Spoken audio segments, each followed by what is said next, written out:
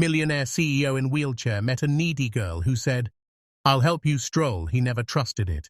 Daniel Walker, once known as a storm in a suit and a symbol of unstoppable ambition, had built an empire from the ground up by the age of 32.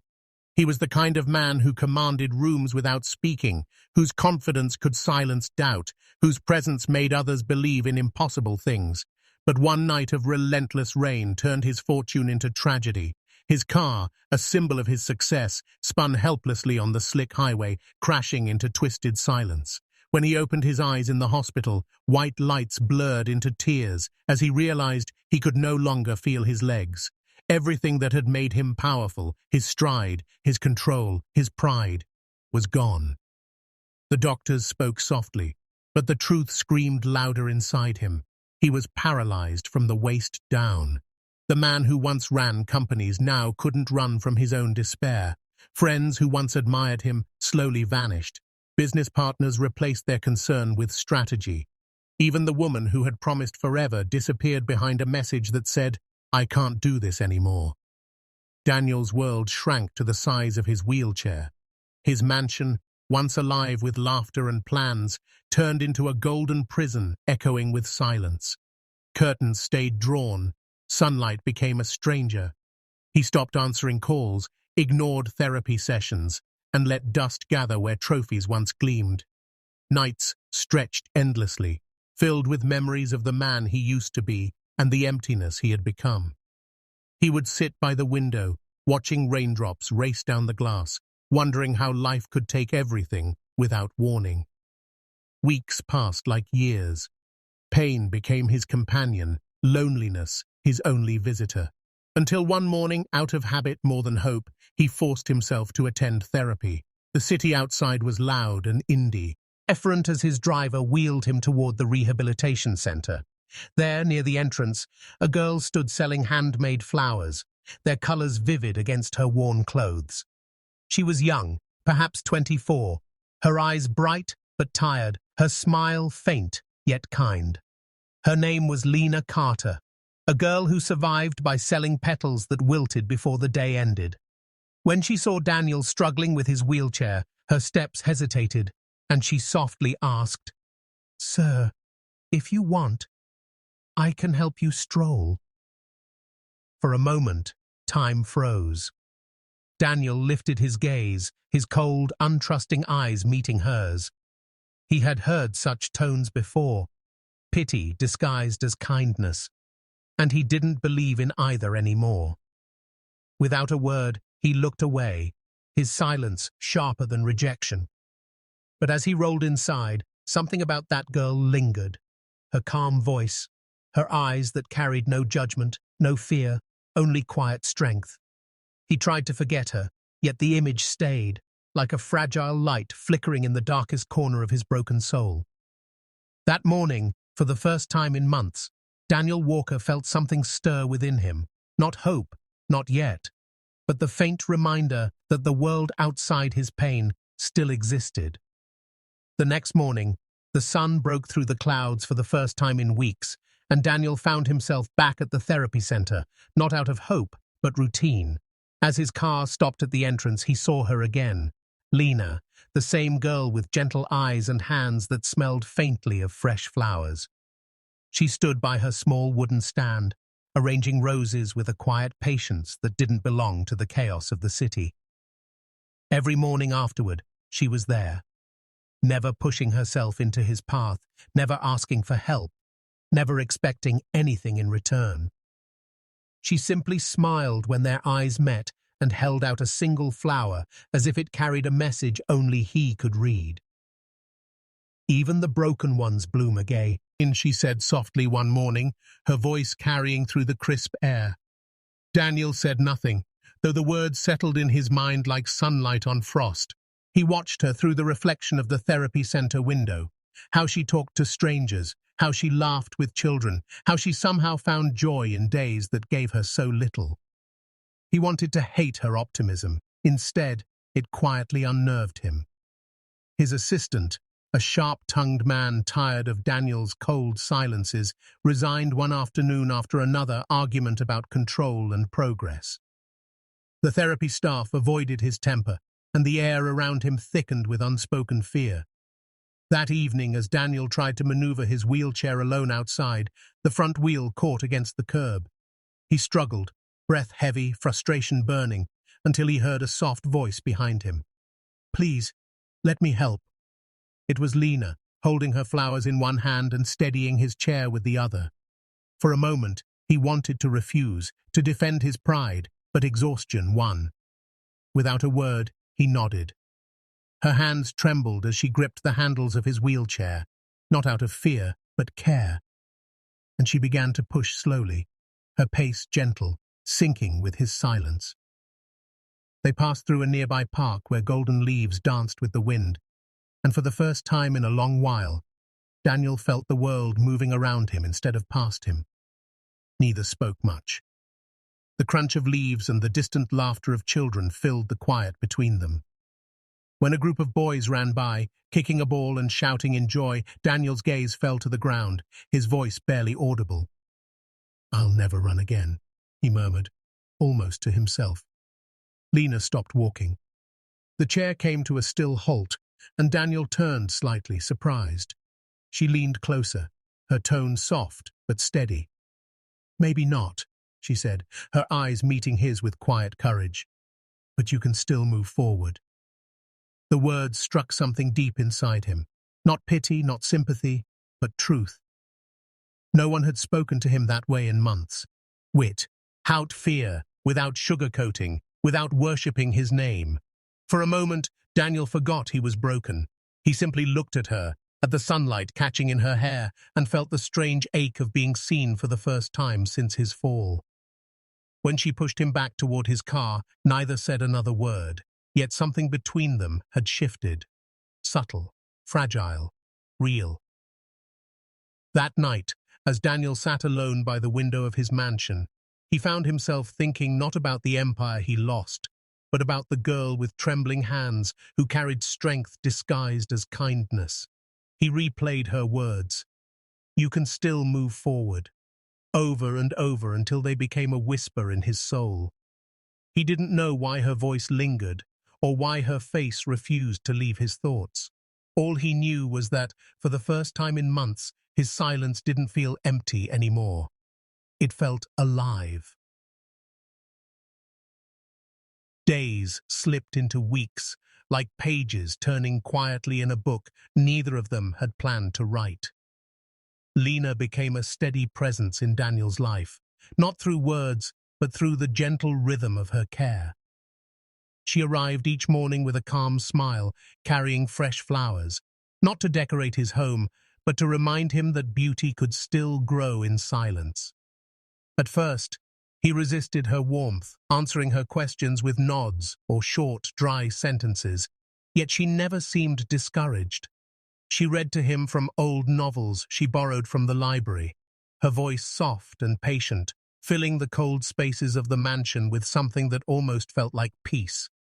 She knew when to speak and when to let the quiet linger. Daniel began to notice small things, how she hummed under her breath while arranging the flowers, how sunlight followed her when she opened the curtains, how even his staff seemed less tense when she was around. One afternoon, she convinced him to roll through the garden, the one he had once walked, through with pride but never truly seen.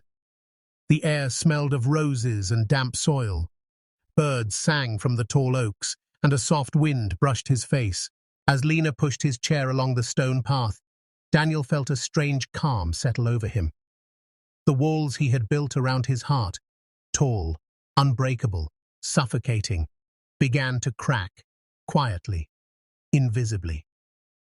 He started to laugh again, once out of surprise when a butterfly landed on his knee. The sound startled the servants. They exchanged looks, not recognizing the warmth in his voice.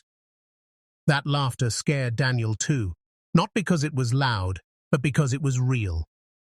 That evening, Lena joined him for tea in the garden.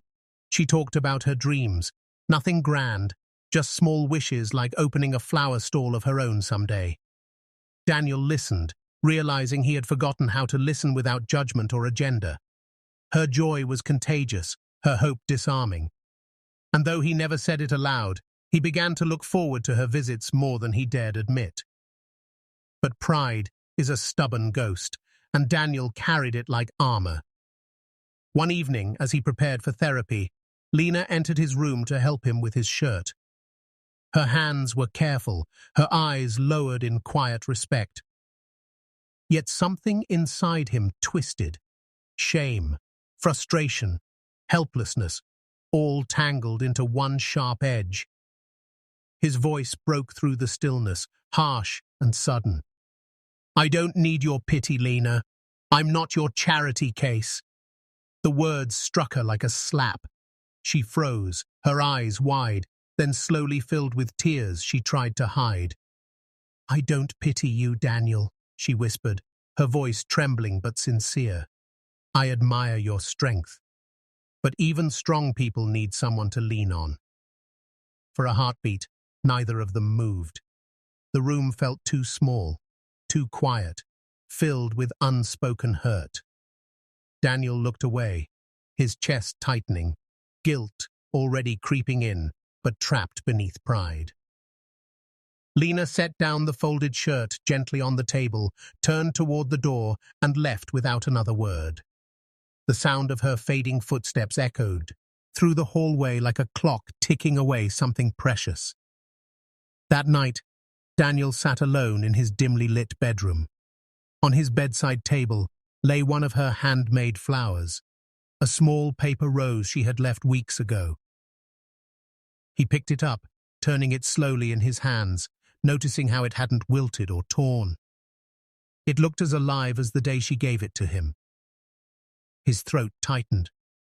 Maybe her kindness wasn't pity. Maybe her patience wasn't charity. Maybe her love was the sunlight he had forgotten existed. For the first time in a long while, he felt the weight of his loneliness not as punishment, but as a choice he no longer wanted to make.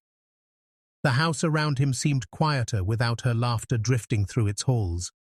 He stared at the paper flower until the night swallowed the last trace of light, wondering if he'd just pushed away the only person who had managed to touch his heart without asking for anything in return. The next few weeks moved with a fragile calm, a rhythm Daniel had grown used to.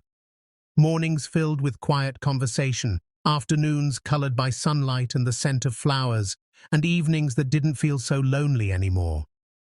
For the first time in years, his heart felt lighter, his thoughts clearer, his home alive. But just as he began to trust the peace Lena brought into his life, the past came knocking, uninvited and loud. It started one grey afternoon when his housekeeper announced an unexpected visitor waiting in the grand hall. Daniel turned his wheelchair and froze at the sight before him. Vanessa, his ex-fiancée. She stood there like a memory resurrected, elegant in her designer coat, her perfume thick with nostalgia and guilt. "Daniel," she breathed, her voice soft, calculated, familiar. "You look, well." The words dripped with pity disguised as politeness, and Daniel felt old wounds stir beneath the surface. She spoke of regret, of mistakes, wanting to make things right. She told him she had left not out of cruelty, but out of fear. Fear of watching the man she loved crumble into someone she couldn't save. Daniel listened in silence, emotions locked behind the same walls Lena had worked so hard to open. He wasn't sure if he hated her or simply pitied her. Before he could respond, the door creaked open, and Lena appeared, holding a tray of tea she had prepared, unaware of who waited inside. The moment their eyes met, Vanessa's smile twisted into mockery. "Oh," she said coolly, glancing from Lena's worn dress to the flowers in her hand. "I see you found company." The venom in her tone sliced through the air. Lena froze, confusion shadowing her gentle face. Vanessa stepped closer, lowering her voice but not her cruelty. "How convenient," she sneered. "A poor little flower girl nursing the broken millionaire.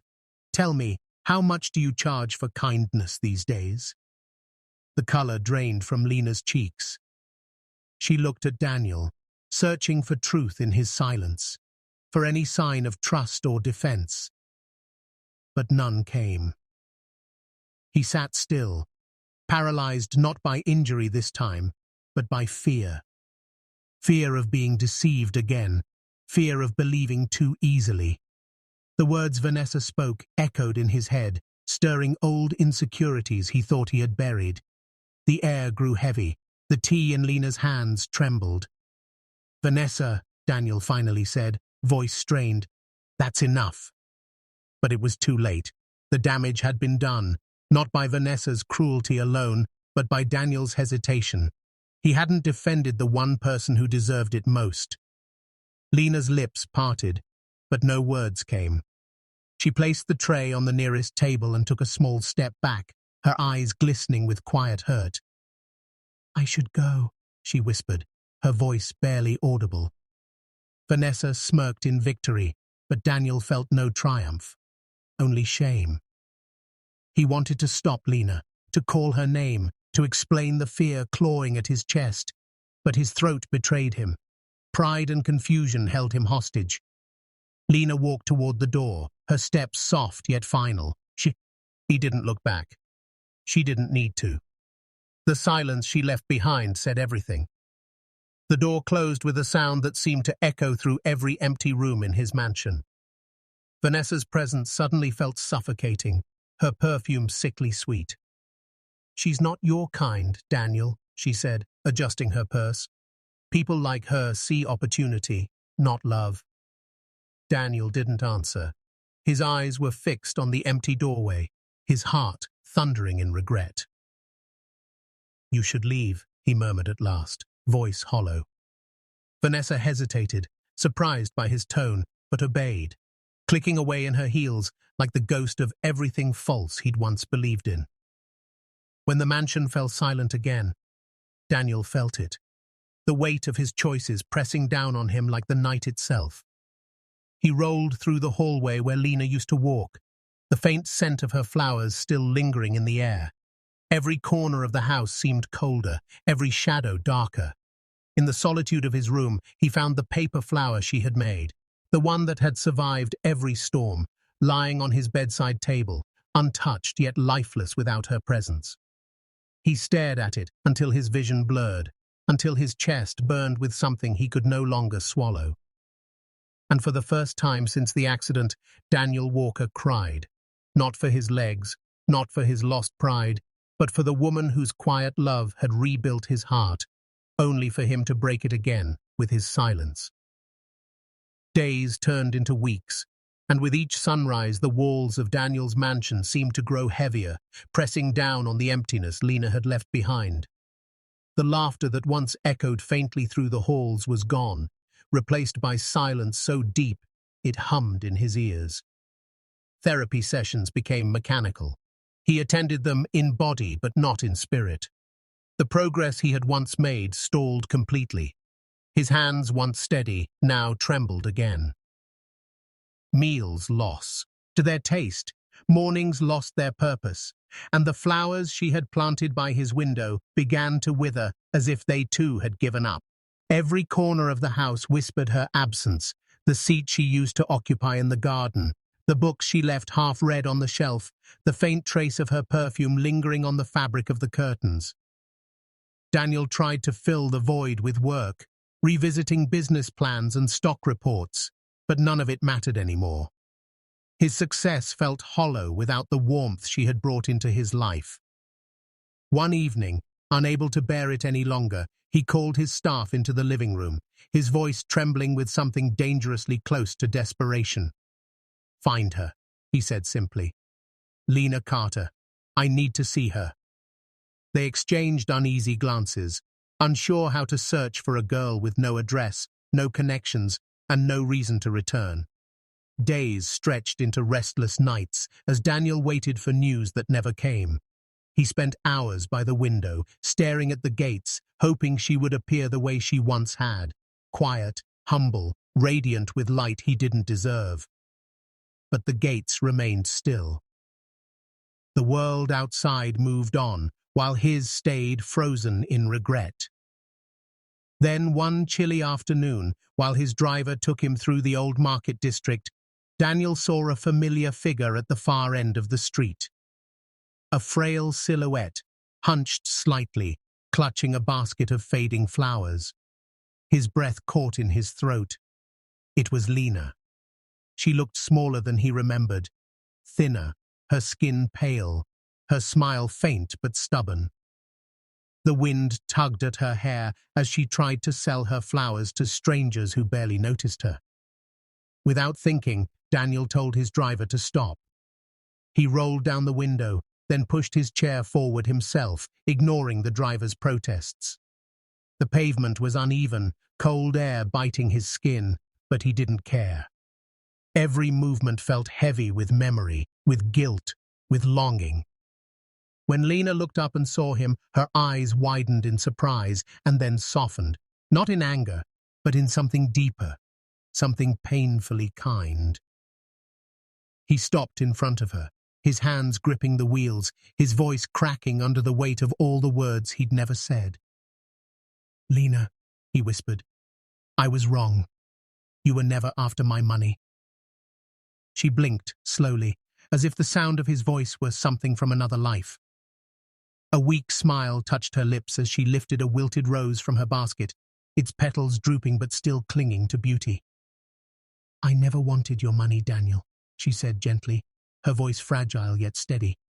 "I just wanted to see you walk again, even if it wasn't beside me." Her words hit him harder than any wound. The world around them blurred, the noise of the street, the people passing, the chill of the wind. Everything faded except her eyes, those eyes that still carried warmth despite exhaustion. He wanted to reach for her hand, to apologize, to tell her that she had already given him more strength than anyone ever could, but his voice failed him. He could only watch as she turned her gaze toward the sky, coughing softly into her sleeve. The sound broke something inside him. She tried to smile again, to pretend she wasn't hurting, but he could see it. The struggle in her breath, the weariness in her stance. He wished he could go back in time, to the day he let her walk away, to the moment he stayed silent when she needed his voice most. Now all he could do was sit there, powerless, as the woman who had saved his soul fought to stand in the cold. When a gust of wind carried away one of her flowers, Daniel reached down and caught it before it hit the ground. The stem was bent, the petals bruised, but he held it like something sacred. "You shouldn't be out here," he said softly. "You're not well." Lena laughed faintly, a sound more like a sigh. "I've been through worse," she murmured. "At least the flowers keep me company." Daniel's throat tightened. There were no words left that could heal what pride had destroyed. He wanted to tell her that the mansion, the business, the fortune, none of it mattered without her light. But she was already turning away, handing another passerby a daisy with trembling fingers.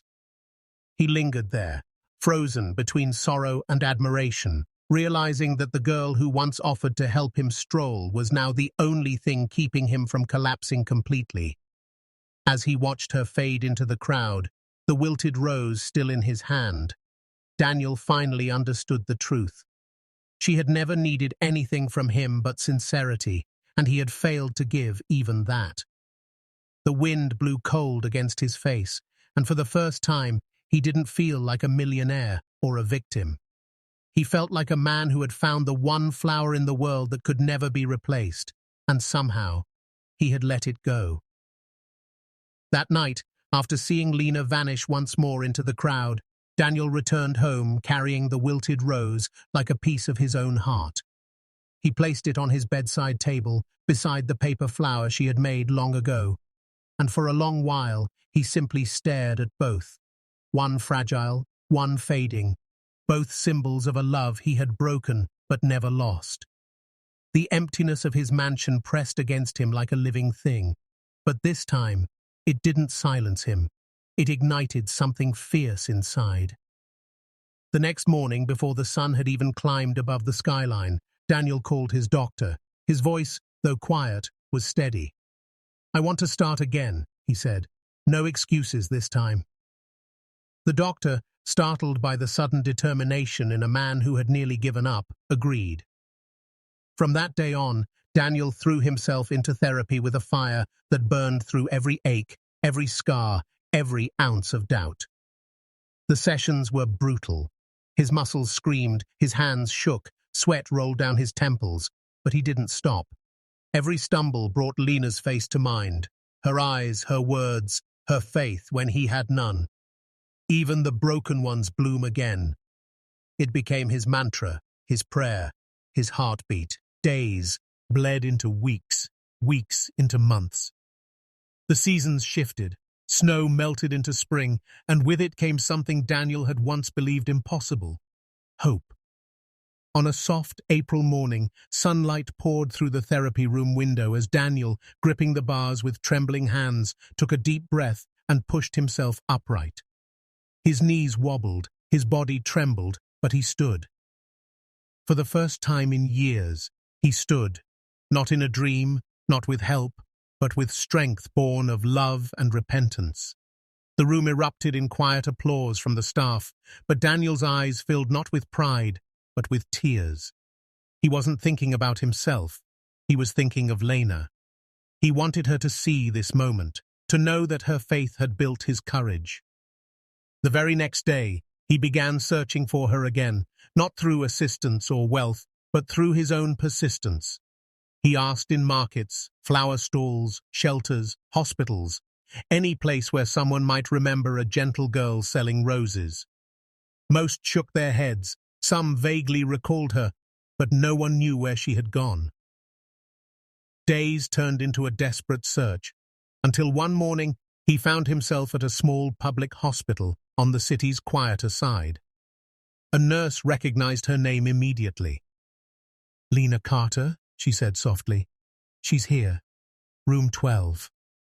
Daniel's heart pounded as he moved down the hallway, each push of the wheelchair echoing like thunder in his ears. When he entered, the sight before him nearly brought him to his knees. Lena lay on a narrow bed, pale and frail, her hands resting lightly on her chest. The room smelled of disinfectant and fading flowers, her flowers. She was asleep, her breathing shallow but steady, and beside her bed sat a small vase holding a single dried rose. Daniel swallowed the lump in his throat, tears blurring his vision. Quietly he reached into his coat pocket and pulled out a fresh red rose, vibrant and Ali's. V. When Lena stirred and opened her eyes, confusion flickered across her face before melting into disbelief. "Daniel?" she whispered, her voice thin and fragile.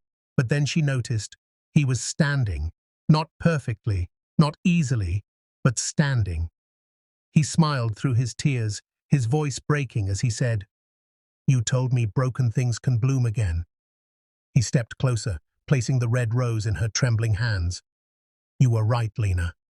You helped me stroll, even when I didn't trust it." The room filled with silence, the kind that carries more emotion than words ever could.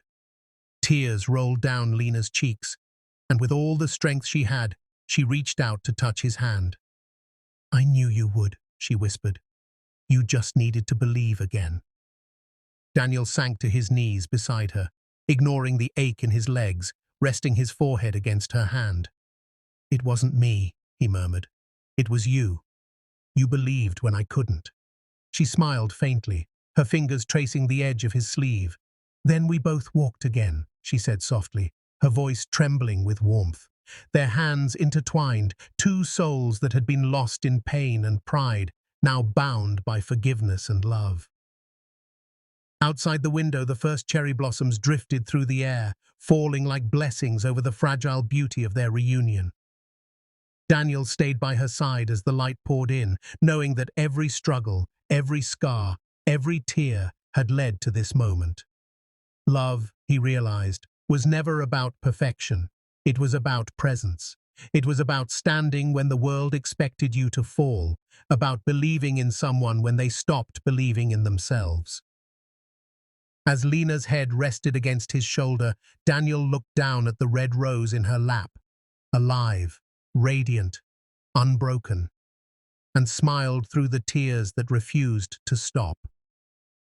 Love had found its way back to them, not in grand gestures or wealth, but in the quiet miracle of two hearts learning to heal together.